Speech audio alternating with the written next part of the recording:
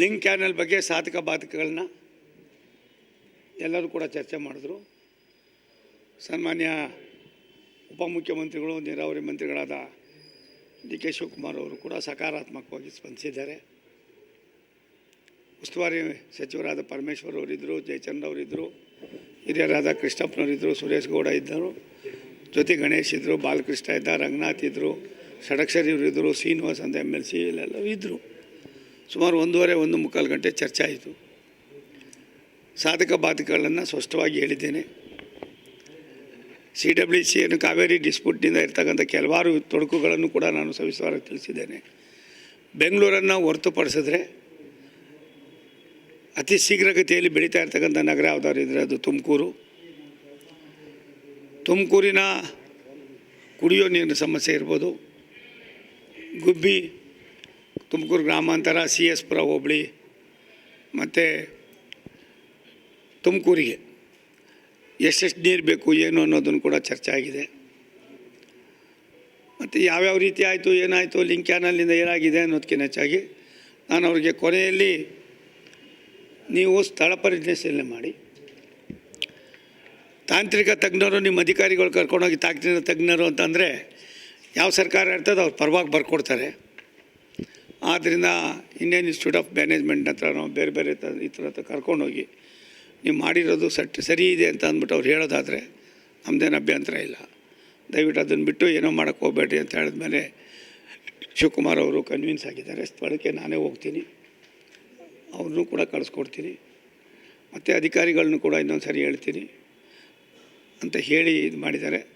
ನಾನು ಹೇಳಿದೆ, ಕುಣಿಗಲ್ಗೆ ಏನು ತೊಂದರೆ ಆಗಿದೆ ಅಂತ ಹೇಳ್ತೀರಿ. ಒಂದು ಕುಣಿಗಲ್ ಹೋಗಿ ಜಿಲ್ಲಾ ಕೇಂದ್ರವನ್ನು, ಗುಬ್ಬಿಯನ್ನು, ಗ್ರಾಮಾಂತರವನ್ನು, CS ಪುರವನ್ನು ಎಲ್ಲ ಒಂದು ಕಡೆ ಜನರ ಭಾವನೆಗಳನ್ನು, ಶಾಂತಿ ನೆಮ್ಮದಿಯನ್ನು ಹದಗೆಡಿಸಬೇಡಿ ಅನ್ನೋ ವಿನಂತಿ ಮಾಡಿದ್ದೇನೆ. ಅದಾದಮೇಲೆ ಅವರು ಕುಳಿತುಕೊಂಡು ಚರ್ಚೆ ಮಾಡ್ತಾ ಹೇಳಿದ್ರು, ಇಲ್ಲ ನನಗೆಲ್ಲರೂ ಒಂದೇ, ಇದು ಹಿಂದೆನೇ ಆಗೋಗಿದೆ. ನಾನು ಹೇಳಿದೆ, ಇವಾಗ ತುಂಬ ದೊಡ್ಡದಾಗಿ ನೀವೇನು 160 ಕಿಲೋಮೀಟ್ರ್ ಅಂತೀರ, ಬೇಡ ಈ 32 ಕಿಲೋಮೀಟ್ರ್ ಓಪನ್ ಡ್ರೈನ್ ಮಾಡ್ಕೊಂಡು ಹೋಗಿ, ಅದನ್ನೇ ನೀವು ಲಿಂಕ್ ಕ್ಯಾನಲ್ ಮೊದಲಿಗೆ ಇವಾಗೇನಿದೆ ಅದನ್ನೇ ಮಾಡಿರಿ. ಅದರಿಂದ ಪಕ್ಷಿ ಪ್ರಾಣಿಗಳಿಗೂ ಕೂಡ ನೀರು ಕುಡಿಯೋಕ್ಕೆ ಸಿಗ್ತದೆ. ಇಲ್ಲ ಇವಾಗ ಈ ಥರ ಎಲ್ಲ ಇಲ್ಲ. ಇಡೀ ದೇಶದಲ್ಲಿ ಎಲ್ಲೂ ಕೂಡ ಯಾವುದೇ ಪ್ರಾಜೆಕ್ಟು ಪೂರ್ತಿ ಆಗದೆ ಅದನ್ನು ಮತ್ತೆ ಬೇರೆ ಕಡೆ ಇದು ಮಾಡ್ತಕ್ಕಂಥದ್ದು ಕಾನೂನಲ್ಲೂ ಇಲ್ಲ. ನೀವು ಮಾಡ್ತಾ ಇರೋದು ತಪ್ಪಿದೆ, ಅದಕ್ಕೆ ಯಾರ್ದು ಅನುಮತಿ ಇಲ್ಲ ಅಂತ ಹೇಳಿದ ಮೇಲೆ ಕೊನೆಗೆ ಶಿವಕುಮಾರ್ ಅವರು ನಾನೇ ಹೋಗ್ತೀನಿ, ನಾನೇ ಸ್ಪಾಟ್ ಇನ್ಸ್ಪೆಕ್ಷನ್ ಮಾಡ್ತೀನಿ. ನನಗೂ ಕೂಡ ನನ್ನದೇ ಆದಂಥ ಬೇರೆ ಬೋರ್ಡ್ಸ್ ಇದೆ, ಅನುಭವ ಇದೆ. ಸಾಲದಕ್ಕೆ ಬೆಂಗಳೂರಿನ ಕುಡಿಯೋ ನೀರನ್ನ ಏನು ಕೊಳಚೆ ನೀರನ್ನು 25 ವರ್ಷ ಆಯಿತು, ನಾವು ಸುಮಾರು 20-25 ವರ್ಷ ಆಯಿತು ನಾವು ಈಗಾಗಲೇ ನಮ್ಮ ಕನಕಪುರ ತಾಲೂಕು ಅದೆಲ್ಲವನ್ನೂ ಕೂಡ ಉದಾಹರಣೆ ಕೊಟ್ಟಿದ್ದೇನೆ. ಇಂಥ ಸಂದರ್ಭದಲ್ಲಿ ಜನರ ನೆಮ್ಮದಿಯನ್ನು ಹಾಳು ಮಾಡಬೇಡಿ. ತುಮಕೂರಿಗೆ ನೀರು ಬರ್ತಾ ಇರೋದು ಕಡಿಮೆ ಆಗಿತ್ತು, ಅದು ಅವ್ರದ್ದೇನಿದೆ 3.04 TMC ನೀರನ್ನು ಕೊಡೋದಕ್ಕೆ ನಮ್ಮದು ಏನು ತಕರಾರು ಇಲ್ಲ, ತಂಟೆನೂ ಇಲ್ಲ. ಆದರೆ ಮಾಡಿರ್ತಕ್ಕಂಥದ್ದು ಅವೈಜ್ಞಾನಿಕವಾಗಿದೆ. ಈ ಅವೈಜ್ಞಾನಿಕವಾಗಿರ್ತಕ್ಕಂಥದ್ದು ಸರಿಯಲ್ಲ. ಓಪನ್ ಚಾನಲ್ ಮಾಡಿದ್ರೆ ಒಳ್ಳೆಯದಾಗ್ತದೆ. ಇವಾಗ 100 ಕಿಲೋಮೀಟ್ರ್ ತಪ್ತದೆ ಅನ್ನೋದಾದ್ರೆ ಇದನ್ನೇ ಮಾಡಿಬಿಡಿ, ಇನ್ನು ಉಳಿಕೆದು ಏನಾಗ್ತದೆ ಆಮೇಲೆ ನೋಡೋಣ ಅಂತ ಅಂದಾಗ ಅವ್ರು ಇಲ್ಲ ನಾವು ಲಿಂಕ್ ಕ್ಯಾನಲ್ ಮಾಡಿದ್ದೀವಿ, ಅದರಿಂದ ಏನಿದ್ದಿಲ್ಲ. ನಾನು ಹೇಳಿದೆ, ನೀವು ಬಿಳಿಗುಂಡ್ಲಲ್ಲಿ ಯಾವ ರೀತಿ ನೀರನ್ನು ಕಾವೇರಿ ಮತ್ತು ತಮಿಳ್ನಾಡಿಗೆ ಕೊಡ್ತಕ್ಕಂಥದಕ್ಕೆ ಒಂದು ಮಾಪನ ಇದೆ, ಆ ರೀತಿ ಅದು ಮಾಡೋಕ್ಕೆ ಇಲ್ಲ. ನಾವು ಅದೇ ರೀತಿ ಇಲ್ಲ, ಅದಾಗೋದಿಲ್ಲ. ನಾನು ರಾಯಚೂರಿನಲ್ಲಿ ನಾನೇ ಮಂತ್ರಿ ಆಗಿದ್ದಾಗ ಮಸ್ಕಿ ಮತ್ತು ಇನ್ನಿತರ ಜಿಲ್ಲೆಗಳಿಗೆ ನೀರೇ ಬರ್ತಾ ಇರಲಿಲ್ಲ, ತಾಲೂಕುಗಳಿಗೆ. ಹೇಗೆ ಮಾಡಿದ್ದೀನಿ ಅದು ಕೂಡ ಓಪನ್ ರೈತರೊಳಗೆ ನೋಡ್ಕೊಬನ್ನಿ ಒಂದು ಸಾರಿ ಹೋಗಿ, ಅಲ್ಲೂ ಅಧಿಕಾರಿಗಳು ಇದ್ದವರು. ಇಷ್ಟೆಲ್ಲ ಉದಾಹರಣೆಗಳನ್ನು ನಾನು ಸವಿಸ್ತಾರವಾಗಿ ನಾವು ಮತ್ತು ಕೃಷ್ಣಪ್ಪನವರು, ಸುರೇಶ್ ಗೌಡರು ಎಲ್ಲರೂ ಕೂಡ ಹೇಳಿದ್ದೀವಿ. ಜ್ಯೋತಿ ಗಣೇಶ್ ಕೂಡ ಅವರು ಇತಿಮಿತಿ ನೋಡಿದ್ದೀರಲ್ಲ ಅವ್ರದ್ದು. ಹಾಗಾಗಿ ಸರ್ಕಾರ ಸಕಾರಾತ್ಮಕವಾಗಿ ಸ್ಪಂದಿಸಿದೆ. ನನಗನ್ನಿಸ್ತದೆ, ಸ್ಥಳ ಪರಿಶೀಲನೆ ಮಾಡಿ ಅವ್ರು ಯಾವ ರೀತಿ ತೀರ್ಮಾನ ಮಾಡ್ತಾರೋ ಅದಾದಮೇಲೆ ತಾಂತ್ರಿಕ ವ್ಯವಸ್ಥೆಗೆ ಒಂದು ಸಣ್ಣ ಅಪಚಾರವೂ ಕೂಡ ಆಗದಾಗೆ ನಡ್ಕೋಬೇಕು ಅನ್ನೋದನ್ನು ಬಿಡಿಯಾಗಿ ಹೇಳ್ತೀನಿ.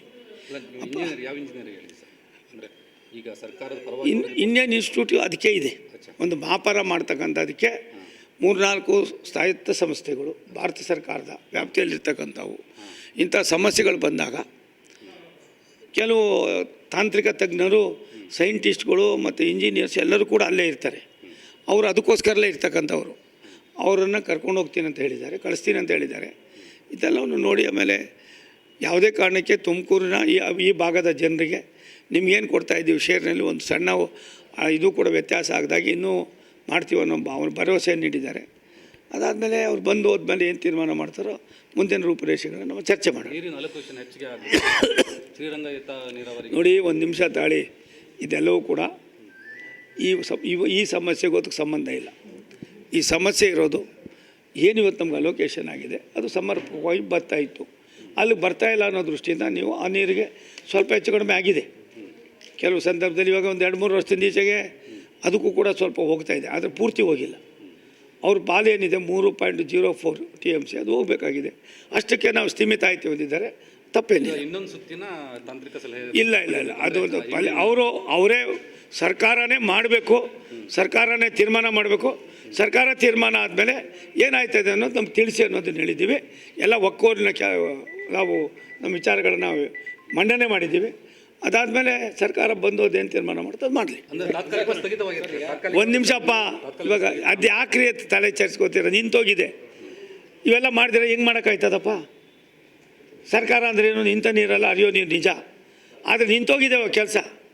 ಅದಕ್ಕೊಂದು ತಾಂತ್ರಿಕ ಹಂತಕ್ಕೆ ಹೋಗ್ಬೇಕಾದ್ರೆ ಏನಾದ್ರು ಒಂದು ಮಾಡಲೇಬೇಕಲ್ವೇನಪ್ಪ? ಮಾಡಿದ್ರೆ ಏನೋ ಮಾಡೋಕ್ಕಾಯ್ತದೆ? ಅಳಿಯ ಅಲ್ಲ ಮಗಳ ಗಂಡ ಅಂತೀವಿ ನಾವು. ಅದು ಆಗಬಾರ್ದು. ಇವಾಗ ಏನು ನಿಂತಿದೆ, ಜನರಿಗೆ ಅನಾನುಕೂಲ ಆಗದಾಗೆ ನಾವು ಯೋಜನೆ ಮಾಡ್ತೀವಿ, ಆ ಕೆಲಸ ಮಾಡ್ತೀವಿ, ಸಲಹೆಗಳನ್ನು ಪಡಿತೀವಿ. ನೀವು ಯಾರು ಹೇಳಿದ್ರೆ ಅವರೆಲ್ಲರ ಸಲಹೆಗಳನ್ನು ಪಡಿತೀವಿ ಅನ್ನೋ ಮಾತನ್ನು ಸರ್ಕಾರ ಹೇಳಿದೆ. ಸನ್ಮಾನ್ಯ ಉಪಮುಖ್ಯಮಂತ್ರಿಗಳು ಹೇಳಿದ್ದಾರೆ, ಸ್ವತಃ ಸಚಿವರು ಹೇಳಿದ್ದಾರೆ. ಆದ್ದರಿಂದ ಅದನ್ನು ಅವ್ರು ಏನು ಮಾಡ್ತಾರೋ ನೋಡೋಣ. ಆಮೇಲೆ ಮತ್ತೆ ಏನು ಮಾಡಬೇಕು ಅನ್ನೋದಕ್ಕಿಂತ ಹೆಚ್ಚಾಗಿ ಇದು ಬಗೆಹರಿಬೇಕು. ಇಲ್ಲಿ ಇಂಡಿಯಾ ಪಾಕಿಸ್ತಾನ ಅಲ್ಲ, ನಾವೆಲ್ಲ ಒಂದೇ ಸಾಮರಸ್ಯದ ವ್ಯವಸ್ಥೆಯಲ್ಲಿ ಬದುಕಬೇಕಾಗಿದೆ. ತುಮಕೂರು ಬೇರೆ ಅಲ್ಲ, ಕುಣಿಗಲ್ಲು ಬೇರೆ ಅಲ್ಲ, ಮಾಗಡಿ ಬೇರೆ ಅಲ್ಲ. ನಿಮ್ಮ ಪಾಲಿನ ನೀರನ್ನು ನೀವು ಪಡ್ಕೊಳ್ಳೋದಕ್ಕೆ ಯಾರ್ದು ತಗರಾಲಿಲ್ಲ. ಅದನ್ನು ತೊಗೊಂಡು ಹೋಗೋದಕ್ಕೆ ನೀವು ಮಾಡಿರೋ ವ್ಯವಸ್ಥೆ ಸರಿ ಇಲ್ಲ, ಅದನ್ನು ಸರಿ ಮಾಡಿ ಅಂತ ಹೇಳಿದ್ದೀವಿ.